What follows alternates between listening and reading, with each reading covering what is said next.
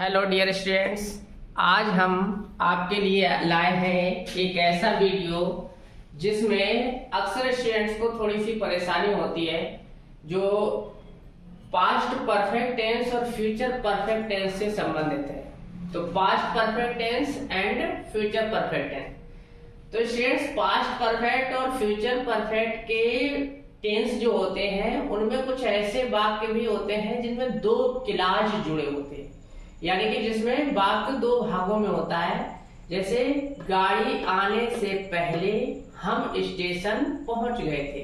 तो एक clause students ये हो गया गाड़ी का आना, एक क्लॉज ये हो गया, और एक पूरा सेंटेंस ये है हम स्टेशन पहुंच गए थे। तो इस प्रकार से बिफोर और आफ्टर का यूज करने वाले कुछ सेंटेंसेस होते हैं जो पास्ट परफेक्ट टेंस में और फ्यूचर परफेक्ट टेंस में मिलते हैं। तो पास्ट परफेक्ट और फ्यूचर परफेक्ट टेंस में स्टूडेंट्स आप लोगों को ये याद रखना है कि अगर पास्ट परफेक्ट टेंस का ऐसा कोई वाक्य दिया है जिसमें पहले या बाद शब्द, पूर्व या पश्चात शब्द आता है, उसमें हमें बिफोर और आफ्टर का प्रयोग करके दोनों सेंटेंसेस को, पार्ट्स को, सेंटेंस के दोनों पार्ट्स को हमें जोड़ना है। तो स्टूडेंट्स एक बात ध्यान रखना है कि इसका एक हिस्सा पास्ट परफेक्ट में बनेगा तो एक जो है वो पास्ट इंडेफिनिट टेंस का होगा। तो यहाँ पर मैंने देखा है, देखिए अगर ऐसा कोई सेंटेंस दिया है जैसे गाड़ी आने से पहले हम स्टेशन पहुंच गए थे, तो गए थे यानी कि चुका था, चुकी थी, चुके थे, या था, ये थी, ये थे, ये शब्द किस में आते हैं स्टूडेंट? पास्ट परफेक्ट टेंस में। तो हमने यहाँ से पहचान लिया पास्ट परफेक्ट का है। जब ये पास्ट परफेक्ट का है तो इसके दो टेंस में तुम्हें इसे ट्रांसलेट करना पड़ेगा। एक हिस्सा इसका पास्ट परफेक्ट टेंस में और फिर दूसरा हिस्सा इसका पास्ट इंडेफिनिट टेंस में।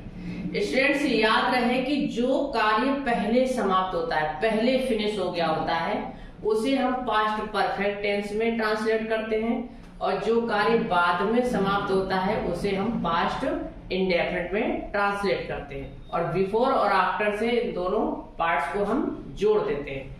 लेकिन ध्यान रहे कि जो पार्ट यानी कि जो कार्य पहले समाप्त हुआ है उसे पास्ट परफेक्ट टेंस में, और जो कार्य बाद में समाप्त हुआ उसे पास्ट इंडेफिनिट टेंस में बनाएं।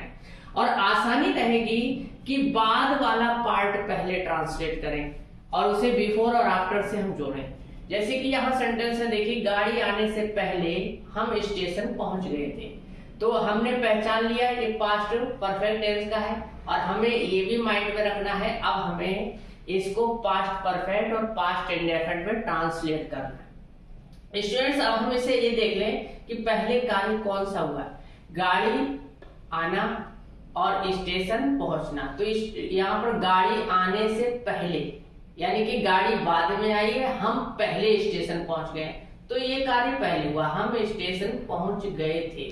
तो इसे हम पास्ट परफेक्ट टेंस में ट्रांसलेट करेंगे और इतने पार्ट को पास्ट इंडेफिनिट में, और इस पार्ट को पहले ट्रांसलेट किया जाएगा। हम स्टेशन पहुंच गए थे, we had reached at the station. Past perfect का रूल पता है, सब्जेक्ट प्लस वर्ब की third, subject plus had plus verb की थर्ड फॉर्म प्लस ऑब्जेक्ट। तो हमने यहाँ इस पार्ट को ट्रांसलेट किया है, हम स्टेशन पहुंच गए थे, we had reached at the station before, पहले क्यों नहीं लगा दी, बिफोर द ट्रेन केम। देखिए the train came, subject verb, subject और वर्ब की सेकंड फॉर्म, ये पास्ट इंडेफिनिट में ट्रांसलेट हुआ। यहाँ से यहाँ तक ये पास्ट इंडेफिनिट में, और यहाँ से यहाँ तक ये पास्ट परफेक्ट। तो ये ध्यान रखना है, जो कार्य पहले हुआ है उसे पास्ट परफेक्ट टेंस में ट्रांसलेट करेंगे, जो कार्य बाद में हुआ है उसे पास्ट इंडेफिनिट में, और बाद वाला हिस्सा पहले और पहले वाला हिस्सा बाद में ट्रांसलेट किया जाए। दूसरे सेंटेंस को देखते हैं, अध्यापक के कक्षा में आने से पूर्व, पूर्व या पहले एक ही बात होती है। अध्यापक के कक्षा में आने से पूर्व छात्र चुप हो चुके थे। तो अध्यापक कक्षा में आए और छात्र पहले ही चुप हो गए, यानी कि तो ये कार्य पहले हो गया, छात्र चुप हो चुके थे। इसे पास्ट परफेक्ट टेंस में ट्रांसलेट करेंगे और पहले, तो students had become silent before. अब इसे बनाएंगे, अध्यापक के कक्षा में आना, the teacher came in the class. देखिए स्टूडेंट सब्जेक्ट और वर्ब की सेकंड फॉर्म में पास्ट इंडेफिनिट का है रूल, और subject plus had plus verb की थर्ड फॉर्म, ये पास्ट परफेक्ट। तो दो टेंस मिला करके एक सेंटेंस को ट्रांसलेट करना है हमें, पास्ट परफेक्ट में और पास्ट इंडेफिनिट। देखते हैं थर्ड एग्जांपल स्टूडेंट, वर्षा रुकने के बाद या पश्चात, बाद और पश्चात एक ही बात है। वर्षा रुकने के बाद मैं बाजार गया, यानी कि पहले वर्षा रुकी है तब मैं बाजार गया हूँ। वर्षा हो रही थी तब तक मैं बाजार नहीं गया, वर्षा रुक गई है तब मैं बाजार गया हूँ, अर्थात मैं बाजार बाद में गया हूँ और वर्षा पहले रुकी। अब इसे हम पास्ट परफेक्ट में बनाएंगे, इसे पास्ट परफेक्ट में बनाएंगे और इसे पास्ट इंडेफिनिट, जो कार्य पहले हुआ है उसे पास्ट परफेक्ट में, जो कार्य बाद में हुआ है उसे पास्ट इंडेफिनिट में ट्रांसलेट करके। बाद वाला पहले ट्रांसलेट करेंगे, आई वेंट टू मार्केट। देखिए स्टूडेंट सब्जेक्ट वर्ब की सेकंड फॉर्म और हमने अदर वर्ड लगाया है, तो यहाँ पर आई वेंट टू मार्केट यानी कि पास्ट इंडेफिनिट ट्रांसलेट किया है। After the rain had stop, इसे पास्ट परफेक्ट में ट्रांसलेट किया है स्टूडेंट्स। जबकि यहाँ पर देख रहे ऊपर दोनों सेंटेंस पहले पास्ट परफेक्ट में है, बाद में पास्ट इंडेफिनिट, पहले पास्ट परफेक्ट बाद में पास्ट इंडेफिनिट, जबकि यहाँ पहले पास्ट इंडेफिनिट है और बाद में पास्ट परफेक्ट। स्टूडेंट्स से ध्यान रखना है, जो कार्य पहले हो जाता है उसे हम पास्ट परफेक्ट में, जो कार्य बाद में होता है उसे पास्ट इंडेफिनिट। और आसानी रहे ट्रांसलेट करने में, इसलिए बाद वाले पार्ट को पहले और पहले वाले पार्ट को हम बाद में ट्रांसलेट करते हैं और बिफोर आफ्टर से उन वाक्यों को हम जोड़ देते हैं। स्टूडेंट्स यही कंडीशन फ्यूचर परफेक्ट टेंस में भी होती है, लेकिन फ्यूचर परफेक्ट टेंस में एक पार्ट इसका फ्यूचर परफेक्ट में और दूसरा प्रेजेंट इंडेफिनिट में ट्रांसलेट होता है। बस एक पार्ट तो उसी टेंस में ट्रांसलेट होगा जिसका वो वाक्य है और एक बदल जाता है। यहाँ देखिए पास्ट परफेक्ट के वाक्यों में एक पार्ट पास्ट परफेक्ट में, एक पास्ट इंडेफिनिट में। यहाँ फ्यूचर परफेक्ट के वाक्यों में एक पार्ट फ्यूचर परफेक्ट में और एक प्रेजेंट इंडेफिनिट में बदले। स्टूडेंट पेयर में कौन सा टेंस रहेगा ये याद रखना बहुत जरूरी है। पास्ट परफेक्ट के साथ पेयर में पास्ट इंडेफिनिट रहेगा और फ्यूचर परफेक्ट के साथ पेयर में प्रेजेंट इंडेफिनिट रहेगा। आइए देखते हैं एग्जाम्पल के थ्रू। डॉक्टर के आने से पहले मरीज एकत्र हो चुके थे, यानी कि मरीज पहले ही एकत्र हो गए और डॉक्टर बाद में आए। तो पहले काम कौन सा हुआ है, मरीज एकत्र हो चुके होंगे। अब देखिए चुके होंगे, ये फ्यूचर परफेक्ट टेंस का बात है, एकत्र हो चुके होंगे, यानी कि जो कार्य पहले हुआ है उसे फ्यूचर परफेक्ट में, जो कार्य बाद में हुआ उसे प्रेजेंट इंडेफिनिट में ट्रांसलेट करने वाले हैं हम। तो यहाँ पर देखिए मरीज एकत्र हो चुके होंगे डॉक्टर के आने से पहले, यानी कि पहले मरीज एकत्र हो गए, इसे हम फ्यूचर परफेक्ट टेंस में ट्रांसलेट करने जा रहे हैं।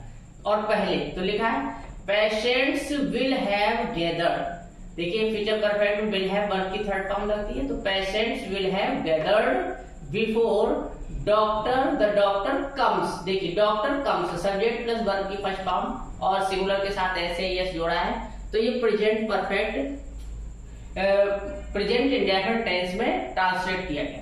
तो एक पार्ट इसका फ्यूचर परफेक्ट में हो गया और दूसरा पार्ट इसका प्रेजेंट इंडेफिनिट में हो गया। जो कार्य पहले हो रहा है उसे फ्यूचर परफेक्ट में, जो बाद में हो रहा है उसे प्रेजेंट इंडेफिनिट, और बाद वाले पार्ट को पहले और पहले वाले पार्ट को बाद में ट्रांसलेट करेंगे। परीक्षा प्रारंभ होने से पहले हम कक्ष में प्रवेश कर चुके होंगे। कक्ष यानी कि रूम, तो परीक्षा प्रारंभ होने से पहले हम कक्ष में प्रवेश कर चुके होंगे, यानी कि हम पहले ही कक्ष में प्रवेश कर गए हैं, बाद में परीक्षा प्रारंभ हुई है। तो ये पार्ट फ्यूचर परफेक्ट टेंस में ट्रांसलेट होगा और पहले ट्रांसलेट होगा, we shall have entered in the room. We shall have entered in the room before examination starts.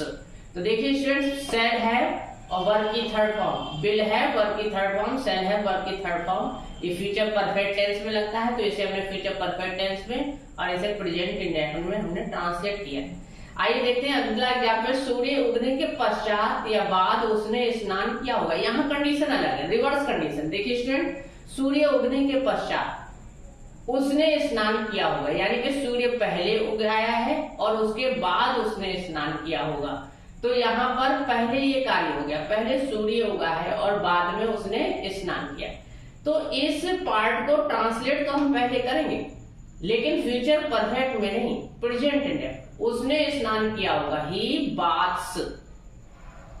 He baths, subject plus verb की फर्स्ट फॉर्म, चूंकि सब्जेक्ट सिंगुलर है तो ऐसे इस लगा है, he baths after the sun will have risen, he baths after the sun will have risen. तो इस प्रकार से इम्पोर्टेंट वीडियो था स्टूडेंट्स, जिसमें बहुत सारे बच्चों को बहुत प्रॉब्लम होती है ट्रांसलेट करने में, और ये आपके लिए बहुत ही इम्पोर्टेंट वीडियो होने वाला है, और आशा करते हैं ये सही से समझ में आया होगा, और इससे अगर आपको कुछ लाभ हुआ हो तो अपने साथियों को भी शेयर करना इसे ना भूलें, और चैनल को सब्सक्राइब करें। Thank you for watching this video.